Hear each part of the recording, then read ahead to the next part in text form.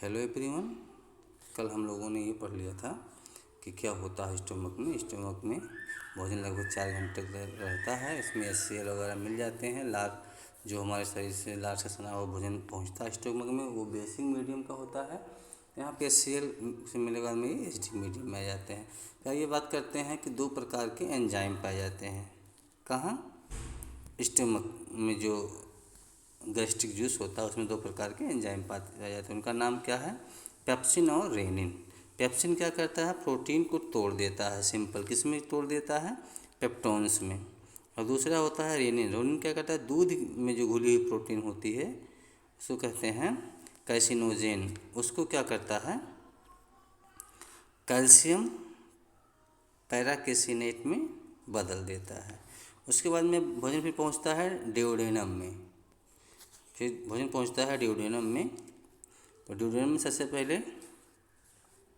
क्या होता है कि जो लीवर से निकलने वाला बाइल डक्ट है वो मिल जाता है।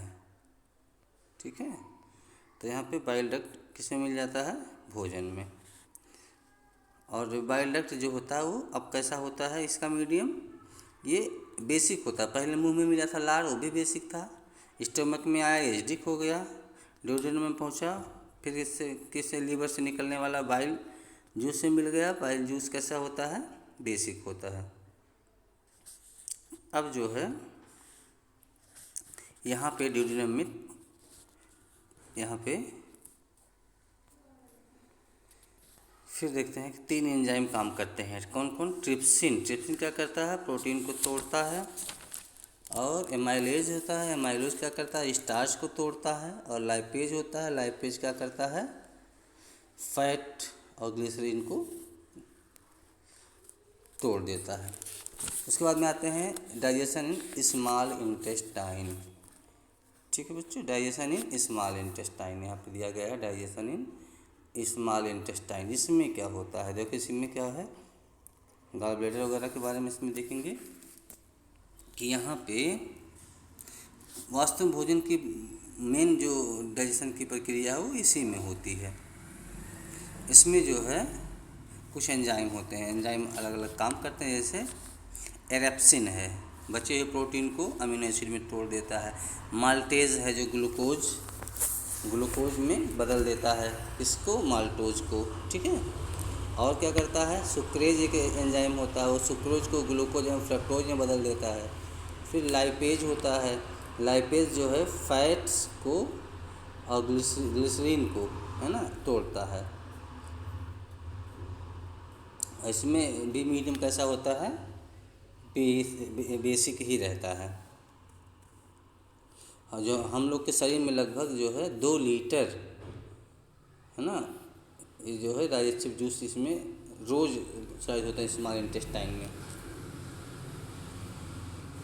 फिर आते हैं अगला स्टेप कौन सा है? एब्जॉर्प्शन का स्टेप है। हम लोगों ने देख लिया, स्टमक देख लिया, ड्यूडेनम देख लिया, स्मॉल इंटेस्टाइन देख लिया। अब हम लोग किसको देखेंगे? एब्जॉर्प्शन देखेंगे। यहाँ पे लार्ज इंटेस्टाइन है, इसमें लिखा है द लार्ज इंटेस्टाइन। इसमें जल्दी कुछ नहीं होता, जो वाटर होता है उसी को ये एब्जॉर्ब कर लेता है।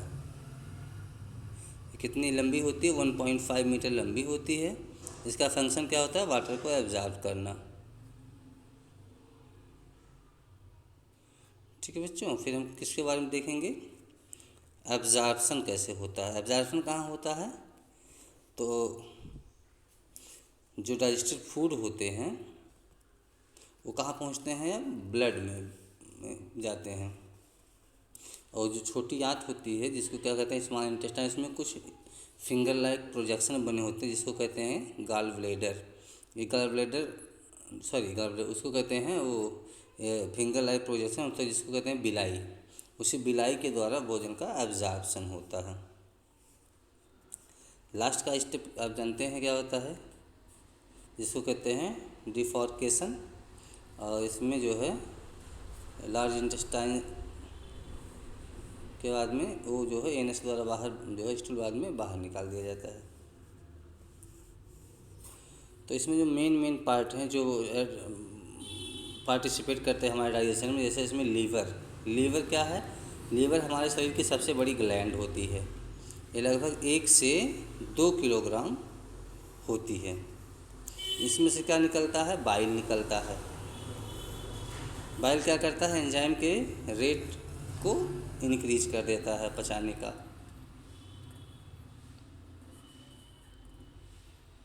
और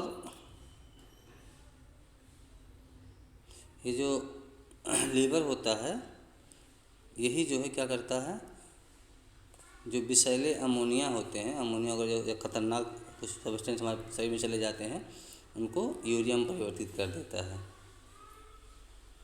और एक काम करता है, यही लीवर क्या काम करता है, अगर अधिक मात्रा में प्रोटीन है तो उसको कार्बोहाइड्रेट में बदल देता है।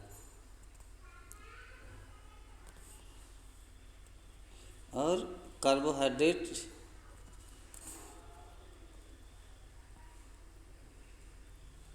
का जो डाइजेशन होता है उसमें क्या होता है, जो ग्लूकोज अगर बहुत अधिक मात्रा में है तो उसको ग्लाइकोजन में कन्वर्ट कर देता है। तो जिनमें मधुमेह हो जाता है, इनमें वो क्या कहते हैं, मधुमेह को क्या कहते हैं, शुगर के मरीज हो जाते हैं, उनमें यही क्रिया नहीं होती है कि जो ब्लड में एक्सेस ग्लूकोज होता है और ग्लाइकोजन में परिवर्तित नहीं होता है।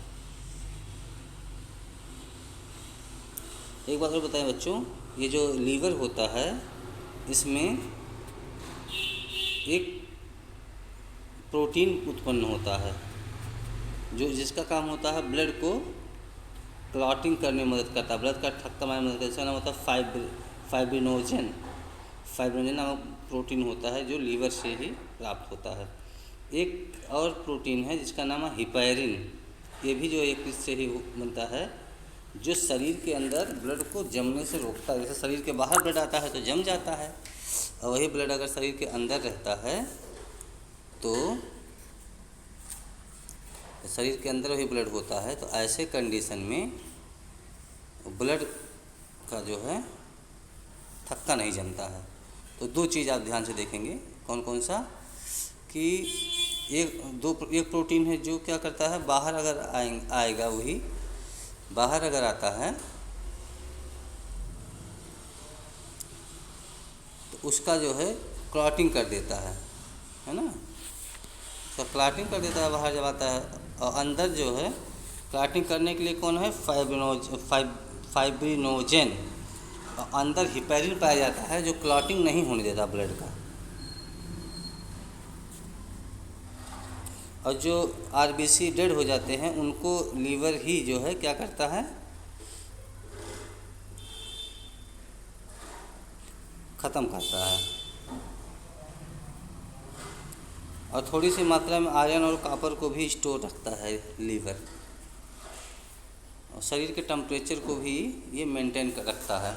अगर किसी की जहर खाने से मौत हो जाती है तो जब उसका वो किया जाता है पोस्टमार्टम, तो सबसे पहले लीवर को चेक किया जाता है, और अगर लीवर डैमेज होता है तो जान जाते हैं कि इसकी जहर खाने से मौत हुई है। फिर गॉल ब्लैडर का क्या काम होता है, या एक थैली होती है जो लीवर से निकलता है जूस, वो आके इसमें इकट्ठा हो जाता है।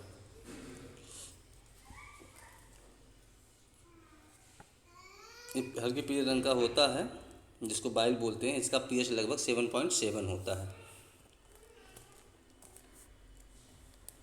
इसका काम क्या होता है, ये जो है भोजन को जो है बेसिक करता है, हानिकारक जो कीटाणु आ जाते हैं भोजन में उसको भी नष्ट कर देता है, भोजन को जो है आगे खिसकाने में भी ये मदद करता है। विटामिन बी को भी ये एब्जॉर्ब करने में सहायक होता है, विटामिन के को एब्जॉर्ब करता है ये।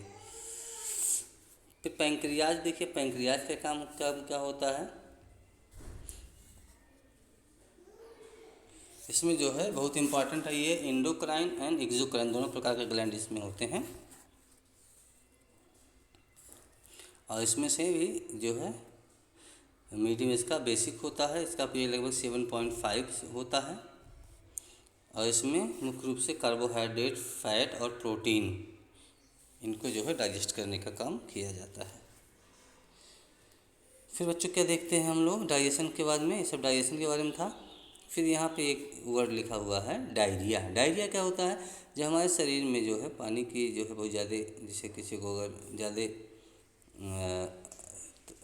हो जाती है, क्या कहते हैं उसको, पेट उट खराब हो जाता है, बहुत ज़्यादा उसके शरीर में पानी की कमी हो जाती है। तो ऐसे में ORS सॉल्यूशन जो है दिया जाता है ताकि शरीर में पानी की कमी ना होने पाए, क्योंकि लगभग 70% हमारे शरीर में पानी ही होता है। फिर लिखा है डाइजेशन इन grass eating animal. Grass eating animal को हम लोग कहते हैं र्यूमेन, ठीक है। जल्दी जल्दी खा के आप लोग बंदर अंदर को देखे होंगे, वो कहीं कुछ पा जाते हैं खाने को तो हवा हवा मुँह में भर लेते हैं, वो जल्दी खाते नहीं, बाद में खाते हैं, और बाद में उनको समय मिलता है तो खाते हैं, ठीक है। उसी थैली को हम लोग बोलते हैं र्यूमेन।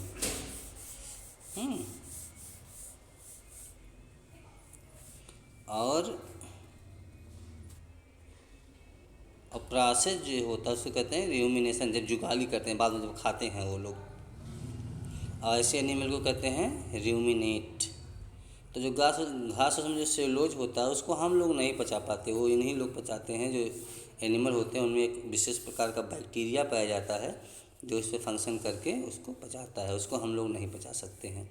कोई कहे क्यों नहीं पचा सकते, क्योंकि उनके पास विशेष प्रकार के जो बैक्टीरिया होते हैं हम लोग के अंदर नहीं पाए जाते हैं।